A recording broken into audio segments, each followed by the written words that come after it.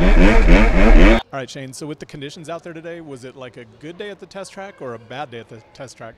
I would say a bad day because the test track doesn't get that rough, nor does it get that shootout, nor does it get that dusty. So, it was a bad day at the test track about 5 o'clock with about 21 other guys out there. And the wind blowing who knows how fast. But I know there were times where some tough blocks ended up on the track from the wind, and if somebody made a bunch of dust in the lane beside you, it would just come over and you couldn't really see much. So it was a tough racetrack, but it's just cool from a rider's perspective that we don't ever ride on anything like that. So it's just cool to mix it up. It's cool to get out of the mental routine of just it's kind of the same thing over and over. And I mean, with it being here at altitude, like day race, hot, it just everything that was like the elements were not a Supercross race, but the track was a Supercross track. So it just was cool. It's different, and I just think that it was a lot of fun. Yeah. Talk about that pass. Have you ever pulled off a twofer like that before? I'm not sure. Actually, I did once when I was on 85s, but that's really the only one I remember.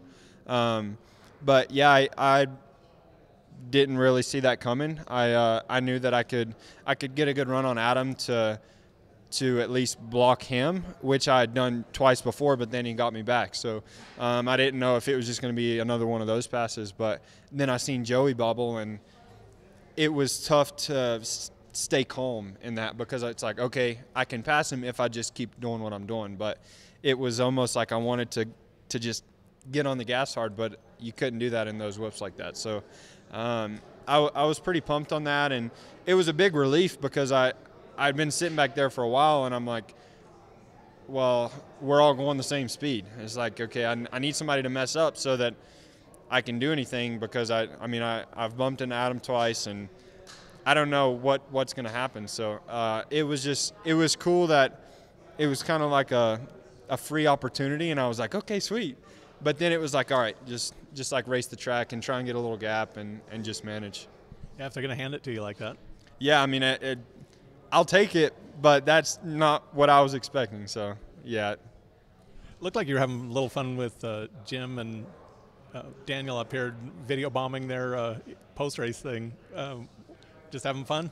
Yeah, and I think that's one of those things where they're 16 weeks into doing this. So something a little different gets them excited, gets the people online excited. Maybe everybody online won't be complaining or being keyboard warriors or just talking junk. So nobody ever does that. Yeah, no, it's weird. Yeah, but no, it's cool. I mean, I'm good friends with Daniel, and I've known Jim for a while, so it's cool to just get to sit and bench race. What are your thoughts going into Vegas?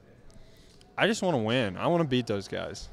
Like it's even tonight. It's a big win. I mean, we have a stacked coast. I mean, it's some of the best guys that are in the lights class ever, and just to beat some of those guys, it's not like, okay, well, I mean, I do expect myself to win, but so does everybody else, and there's just so much that goes on race day, so much that can happen in a race that you never really know how it's going to end up. So, I mean, I was pumped to win the way I did tonight, and next weekend is going to be pretty crazy just with everybody else in there, and I think we're in a really good position. Looking forward to outdoors? I am. I want to get in a good outdoor season. I've had a few podiums, but it's like I just want to be consistent. I want to get good starts. I want to ride good. I want to race those guys hard, and I'm yet to do that good in my standards, I guess. So, we'll see you in Vegas. Yes, sir.